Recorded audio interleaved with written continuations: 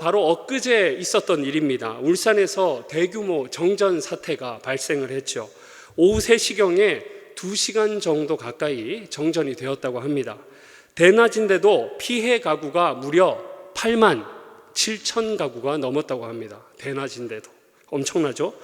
뉴스에 보니까 정전으로 인해서 대낮인데도 신호등에 불빛이 꺼져버려서 들어오지 않고 아파트 엘리베이터가 갑자기 멈춰서 가지고 아파트에 갇히는 사고가 발생을 하고, 또 시장도 정전으로 인해서 생선이나 고기를 파는 가게에 냉장고 불이 꺼지는 등 이 다양한 피해가 속출했다고 합니다. 이런 소식을 접하면 우리는 빛의 소중함을 다시 한번 깨닫게 되는 거죠. 대낮이라고 해도 여러분 생각해 보세요. 신호등에 불빛이 들어오지 않는다면, 건물의 빛이 끊어진다면 혼란과 어둠 속에 제한될 수밖에 없는 것이 바로 연약한 우리의 인생입니다. 그래서 빛은 참 우리에게 있어서 소중한 존재입니다. 오늘도 여러분 교회에 들어오시면서 보셨겠지만, 이제 성탄절을 앞두고 우리가 교회 안에서도 성탄의 분위기를 물씬 느낄 수 있는 장식들을 우리가 보게 되죠. 본당 앞에도 그렇고 또 로비에도 그렇고 성탄절 하면 떠오르는 장식이 성탄 트리, 그리고 주차장에도 화려한 성탄의 불빛을 우리가 볼 수 있습니다. 이런 눈에 보이는 성탄의 장식들을 통해서 우리는 예수님의 탄생을 더욱 기념하고 기뻐할 수 있게 되는 것입니다. 저희 집에도 지난주에 성탄 트리 장식을 했습니다. 성탄 트리를 꾸미고 점등을 탁 하는데 애들 반응이 어땠을까요? 와 하면서 날뛰는 거예요. 그러니까 애들 날뛰는 모습, 기뻐하는 모습 보면서 어른인 부모도 덩달아서 기쁨이 배가 되었던 거죠. 이런 성탄 트리에 있어서 여러분 가장 주된 장식이 무엇인지 아십니까? 바로 빛입니다. 빛. 본당 앞에도 여러분 보시면 아시겠지만 빛을 내는 전구 전체가 트리를 감싸고 있습니다. 그리고 트리의 장식들도 여러분 생각해 보세요. 장식들이 전부 반짝입니다. 반짝이는 방울들이 빛을 내는 거죠. 그리고 성탄 트리 제일 꼭대기에다가 무엇을 장식하죠? 저랑 그래도 세대가 멀지 않은 것 같습니다. 별을 장식하죠. 가장 위에 반짝이는 별을 장식합니다.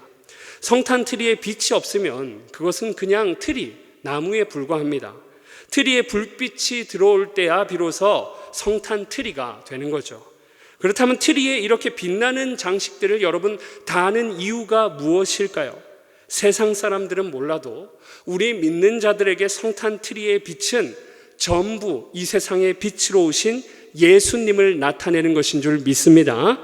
오늘 본문에도 예수님께서 이 땅에 빛으로 오심을 굉장히 강조하고 있습니다. 특히 신약의 창세기로 불리는 요한복음 1장은 하나님께서 태초에 세상을 말씀으로 창조하실 때 그 말씀이 하나님과 함께 계셨다라고 2절에서 표현하며 말씀을 마치 사람과 같이 의인화하고 있습니다. 그래서 14절에도 가보면 더욱 구체적으로 말씀이 육신이 되었다라고도 표현하고 있는 거죠.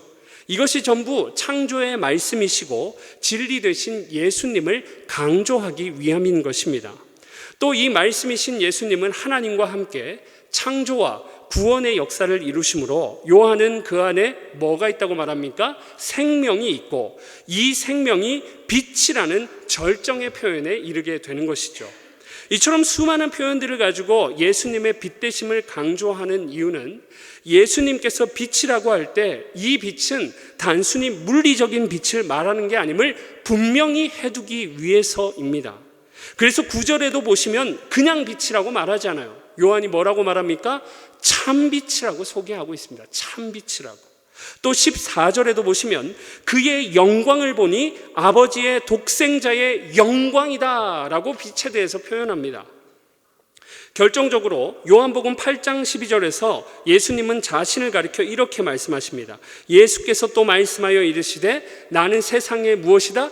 빛이다 라고 표현하시는 거예요. 전부 빛 대신 주님에 대해서 강조하고 분명히 하고 있습니다. 그렇다면 이런 강조의 강조는 여러분 누구를 위한 것일까요? 깨닫지 못하는 우리, 알고도 잊어버리고 망각하기를 잘하는 우리를 위한 것입니다. 요한이 예수님의 빛 되심을 강조하는 이유는 분명합니다.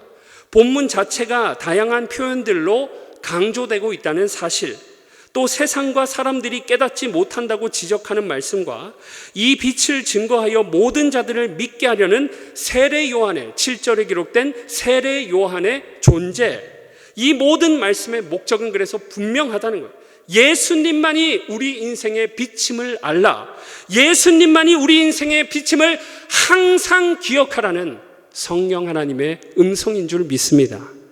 세상 사람들은 트리에 반짝이며 빛을 내는 장식들의 의미를 여러분 잘 알지 못합니다. 그저 우리의 시선과 마음을 사로잡는 물리적인 오색 빛으로만, 찬란한 세상의 영광으로만 취급하는 거죠. 이런 성탄절의 분위기에 취해서 서로 부어라 마셔라 하는 것입니다.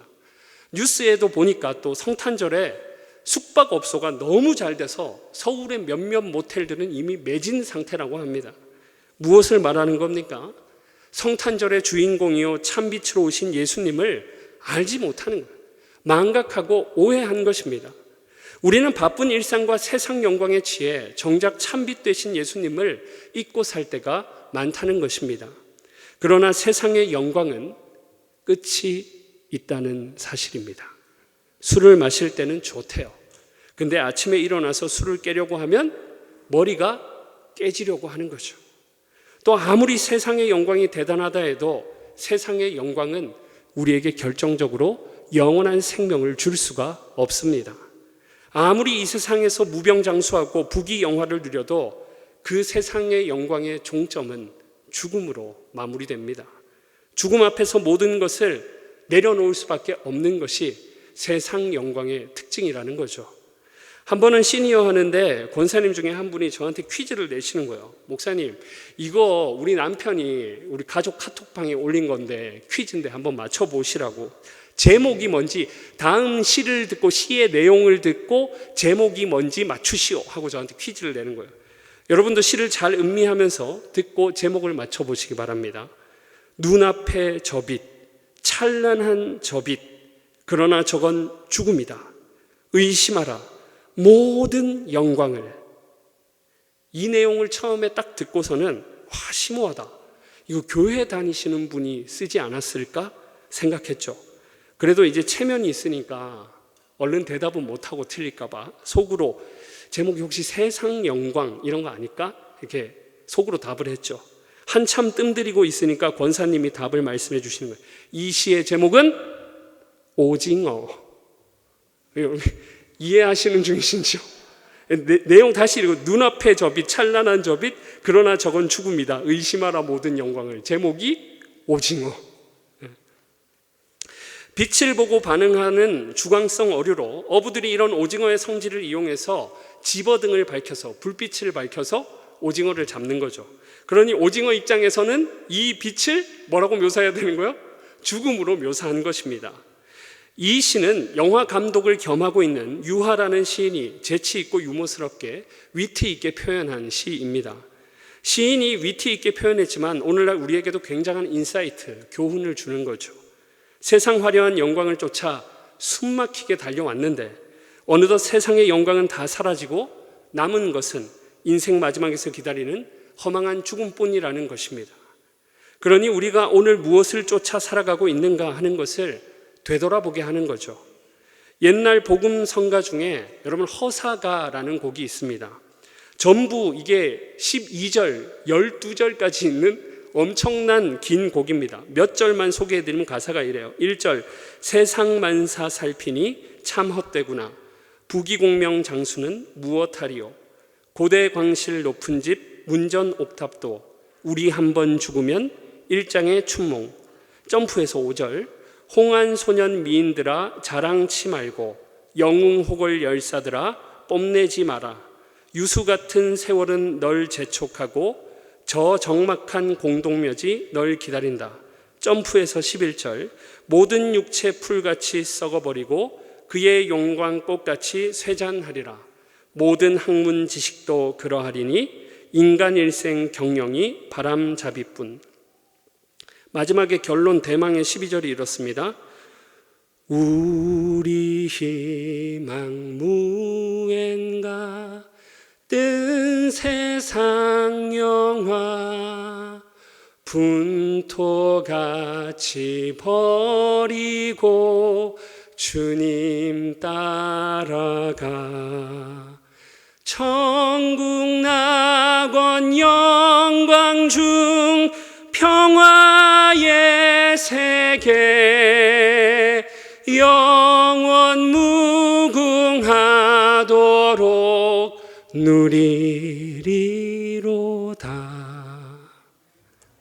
사랑하는 여러분, 당대 최대의 부와 권세와 영광을 누려봤던 솔로몬도 세상의 영광이 다 헛되고 헛되다라고 전도서에서 고백했습니다.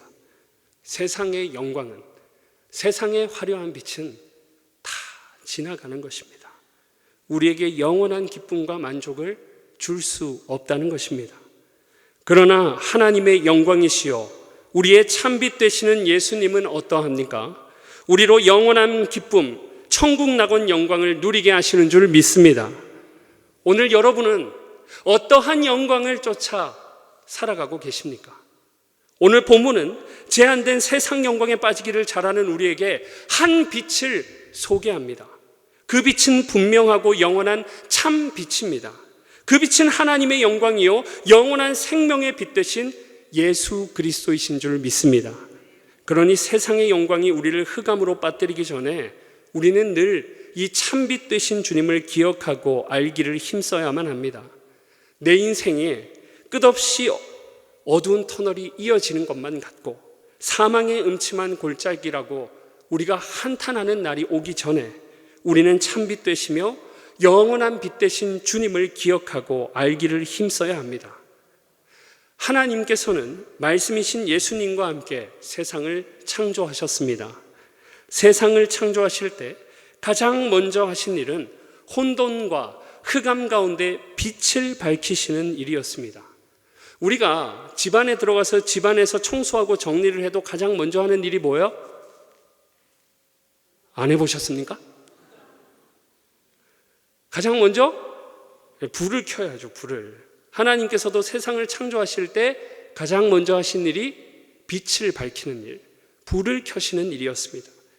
빛이 있으라 말씀하실 때 그 말씀은 곧 근원으로서의 빛이 되어 빛의 존재와 개념조차 없는 세상에 빛이 생겨 비추이게 되었습니다. 그 빛을 시작으로 무에서 유를 창조하는 역사가 일어나기 시작했던 것입니다. 그래서 오늘 본문에서도 예수님을 생명의 빛이라고 표현하는 거죠. 예수님이라는 생명의 빛이 없었다면 우리는 모두 흑암 속에서 살아야 했던 것입니다.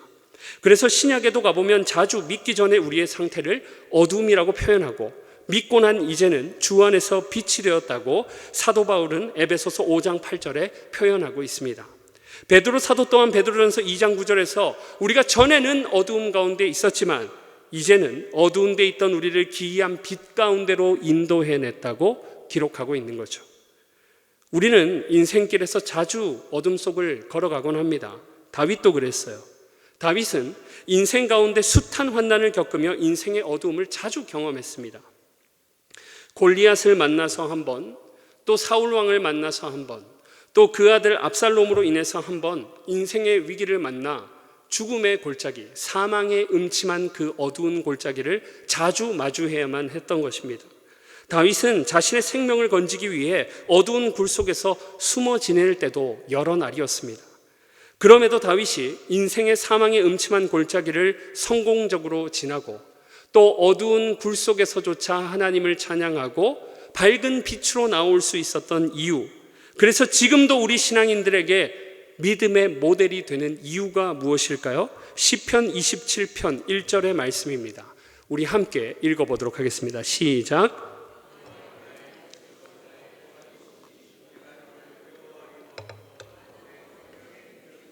내가 누구를 무서워할? 여호와는 나의 시편 18편 28절에도 다윗은 이렇게 노래합니다. 주께서 나의 등불을 켜시며 여호와 내 하나님이 내 흑암을 밝히시리이다. 할렐루야.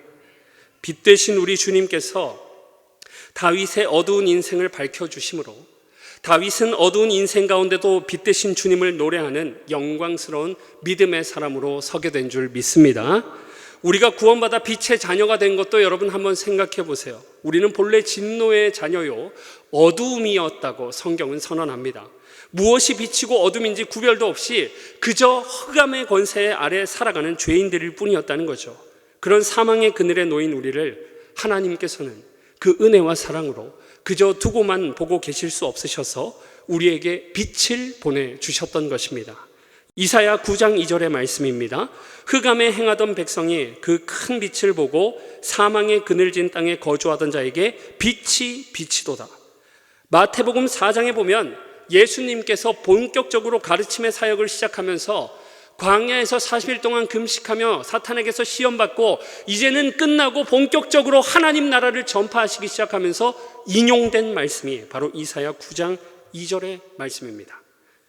동방 박사들이 먼 곳에서부터 구원자 예수님께로 찾아와서 경배 드릴 수 있었던 것도 밝게 빛나는 별을 보고 구원자 예수님께 나아와 기쁨으로 경배 드릴 수 있었던 것입니다.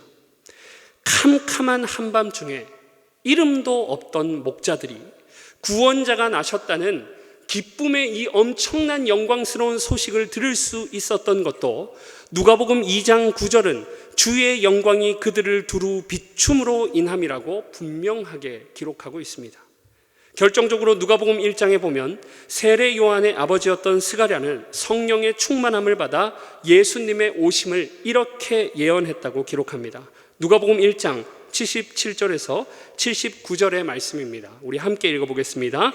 주의 백성에게 그 죄사함으로 말미암는 구원을 알게 하리니 이는 우리 하나님의 긍휼로 인함이라. 이로써 돋는 해가 위로부터 우리에게 임하여 어둠과 죽음의 그늘에 앉은 자에게 비치고 우리가 갈 평강의 길로 인도하시리로다 하니라. 아멘.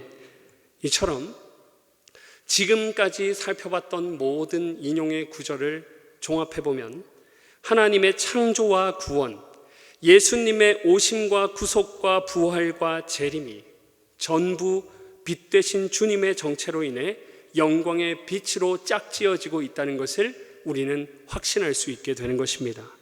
그러니 빛 되신 예수님이 진정 처음과 마지막이요 우리 인생의 어두움을 몰아내는 참되고 영원한 빛이 되는 줄 믿습니다. 칼빈이 제네바에서 목회를 하면서 내걸었던 슬로건이 어두움 후의 빛, 어두움 후의 빛이라는 문구입니다. 찬송가에도 이런 가사 있죠. 어두움 후에 빛이 오며 바람 분 후에 잔잔하고 소나기 후에 햇빛 나며 수고한 후에 쉼이 있네. 4절이래요. 고생한 후에 기쁨 있고 십자가 후에 뭐가 있을까요? 영광 있고 죽음 온 후에 영생하니 이러한 도가 진리로다. 어둠 후에 빛이 옵니다. 우리 인생이 아무리 흑암에 둘러싸여 있어도 우리가 빛 되신 주님을 의지할 때 그 주님이 우리의 어두운 인생을 밝혀주실 줄 믿습니다. 우리 인생에 아무리 어두운 그림자가 다가와도 세상의 영광이 나를 흑암의 권세로 몰아넣으려고 해도 우리가 진리가 증거하는 빛 되신 주님을 바라보고 의지할 때 우리 빛 되신 주님께서 우리 인생의 어두움을 밝히시며 주의 영광 가운데 항상 걸어가게 하실 줄 믿습니다. 저는 요 근래 의도치 않은 고강도 다이어트로 2달간 자리를 비웠습니다. 화면에 보시면 그전과는 다른 모니터가 바뀐 건지 사람이 바뀐 건지 몸이 비대해져 있는데 그래서 교회와 성도님들에게 걱정이 되었는데 도무지 다이어트를 하지 않는 저를 보시고 하나님께서 그저 두고만 보고 계실 수가 없어서 고강도 다이어트를 2달간 진행시키셨습니다. 그렇다고 많이는 안 빠졌어요. 15kg밖에 안 빠졌습니다. 하여튼 감사합니다. 여러분, 하나님이 다이어트 시키면 그 어떤 헬스 트레이너보다 강력하게 시키시더라고요. 예상치 못한 사고를 당해서 이 턱뼈와 어깨 총 5군데 프랙처, 골절이 발생했습니다. 순식간에 일어났죠. 그 사고 나는 순간 드라마나 영화에서 그 표현하듯이 죽기 전에 그동안 태어나서 지금까지 살아온 역사가 필름처럼 확 지나갑니다. 찰나의 순간 이런 생각이, 죽겠다, 이 생각을 할 정도였어요. 근데 다행히, 정말 다행히 사고 당했지만 기절하지 않았습니다. 지나고 나서 의사 선생님이 그러시는데, 선생님 그 자리에서 기절하셨으면 못 깨어나셨을 수도 있습니다. 그렇게 정신이 멀쩡한 상태로 온몸에 통증을 느끼며 응급실로 후송됩니다. 그때 앰뷸런스 처음 타봤어요. 네. 별로 좋지 않습니다. 네. 응급실에 가서 이제 엑스레이 찍고 안 되겠는지 CT도 찍고 이런저런 검사를 했습니다. 그 결과 이제 턱뼈 양쪽과 아래쪽이 이제 골절이 3군데가 되고, 또 어깨뼈 양쪽이 2군데에서 골절이 돼서 총 5군데 이제 골절이 되었다고 소견을 듣게 됩니다. 그리고 이제 응급처치만 받고 대전으로 옮겨와서 본격적으로 이제 치료를 받게 되는데, 보는 의사마다 막 바로 수술하자고 그러는 거예요. 이제 턱 보는 의사 따로, 어깨 보는 의사 따로 이렇더라고요, 이게. 그래가지고 이제 의사마다 선생님들이 막 바로 수술하시자고 이러는데, 의사가 상태를 진단해 보니 수술해야 되겠다고 하니까 그냥 알겠다고 했죠.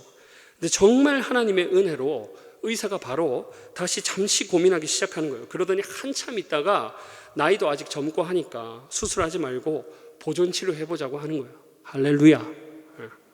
속으로 얼마나 기쁘던지.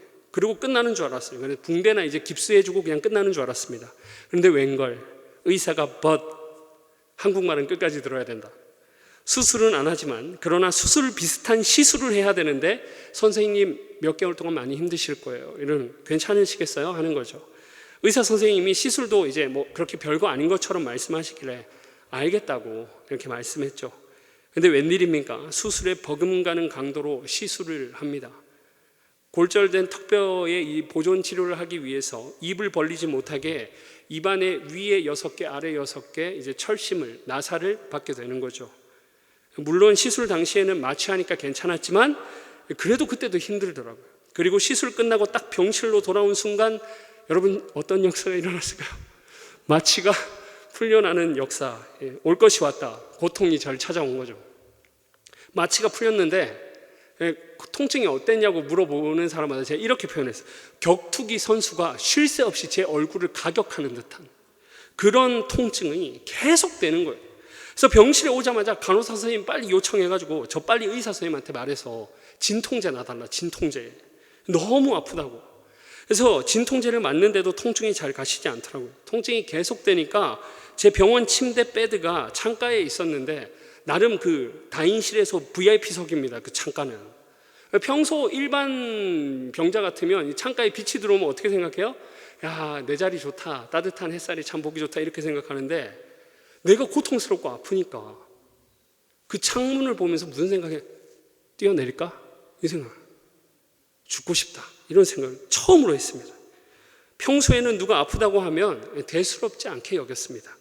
엘리야 선지자가 넉넉하오니 죽여주옵소서 할 때 믿음 없는 소리 한다고 쉽게 판단했습니다. 내가 죽을 정도로 고통을 느끼니까 이제서야 그게 다 이해되어지더라고요. 정말 죽고 싶었습니다. 그렇게 하루 이틀 가면서 통증이 점차 사라져 갔습니다. 근데 이 사람이 누리는 복락 중에 제일 큰 복락이 뭘까요? 먹는 거죠. 먹는 거, 씹는 즐거움. 무시를 못하는데 입을 고정시켜놔가지고 이제 먹지를 못하니까 사람이 또 어떻게 될까요? 기분이 다운되고 우울해지는 거예요. 그래서 제가 안 좋아 보였는지 불안증 없애는 신경과 약도 같이 처방해 주시더라고요. 병원 창가로 밝은 햇살이 들어와서 병실 전체를 밝혀주는데도 저 자신만 어두운 거예요. 제 위에서 막 먹구름이 드리워진 듯한. 몸이 아프니까 마음의 생각도 어두워져 가는 것입니다. 여러분, 글래디에이터라는 영화 아십니까? 검투사가 나오는 영화죠. 그 그 영화에 보면 주인공 검투사가 계속 승승장구해서 멋지게 싸워 이기는 장면이 나옵니다.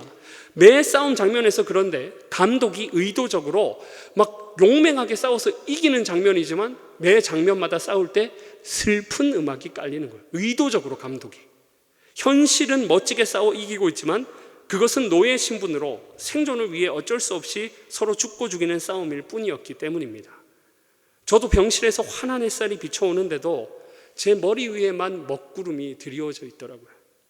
근데 나중에 알고 보니까 우리 목사님과 또 다른 목사님들, 전도사님들, 대전중앙교회 성도님들이 그 시간에 저를 위해서 기도해 주고 계셨더라고요.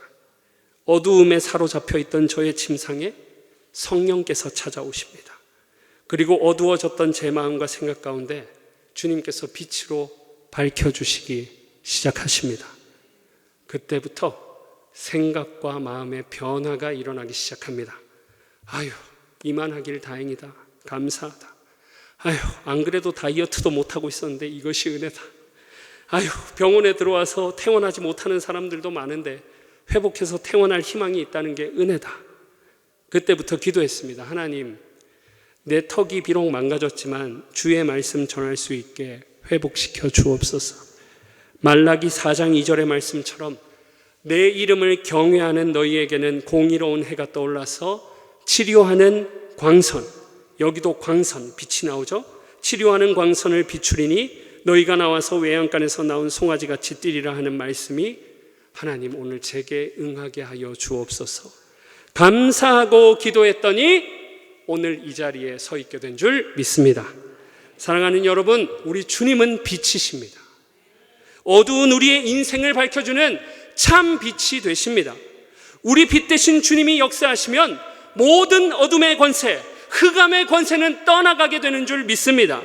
오늘 본문 5절에 보시면 빛이 어두움에 빛이 돼 어두움이 깨닫지 못하더라 하는 기록에서 뒷부분에 깨닫지 못하더라는 말은 이기지 못하더라 하는 말로도 번역할 수 있습니다. 빛이 어두움에 빛이 돼 어둠이 빛을 이기지 못하더라. 전율이 흐르지 않습니까? 빛 대신 주님이 역사하시면 어떤 어둠의 권세도 물리치시고 우리가 영광 가운데 살아갈 수 있게 되는 것입니다.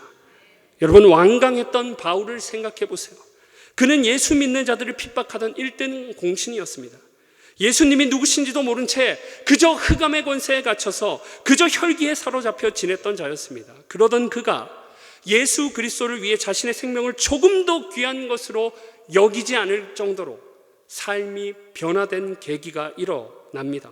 그 변화된 당시의 상황을 성경은 이렇게 기록합니다.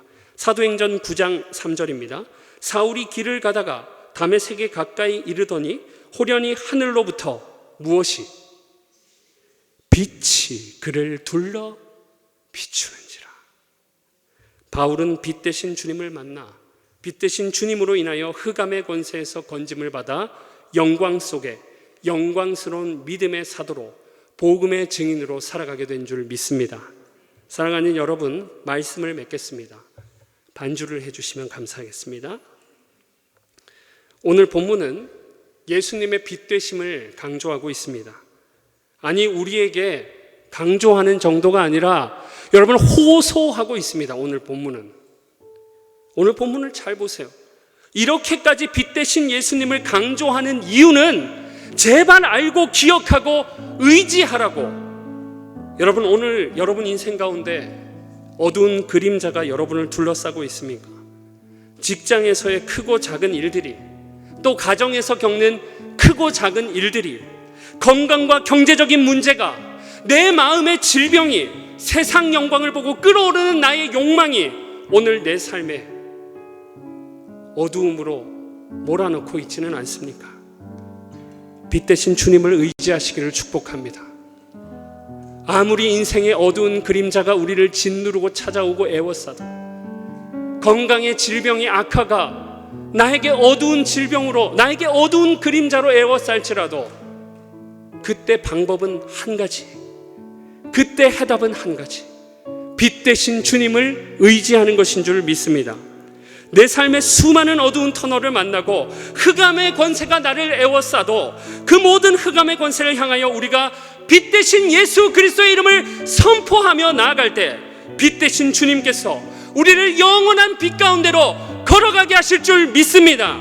그러니 여러분 선포하세요. 특별히 빛 대신 주님께서 이 땅에 오심을 기뻐하는 이 성탄의 달, 내 마음의 질병이, 내 연약한 형편이 나를 어두움으로 몰아넣을 때마다 세상의 영광이, 육신의 정욕과 안목의 정욕이 나를 어둠으로 몰아넣을 때마다 빛 대신 주님의 이름으로 명하노니 나를 애워싸는 모든 흑암은 떠나갈지어다 선포하시며 살아가실 때마다 날마다 주님의 비단에서 영광을 누리며 살아가시는 우리 대전중앙교회 되기를 주님의 이름으로 축복합니다. 아멘. 우리 시간 오늘 말씀에 증거된 빛 대신 주님, 영광의 주님을 이 시간 우리의 온 마음과 정성을 다해 찬양하겠습니다. 우리 영광의 주님 찬양하세요. 힘있게 찬양합니다.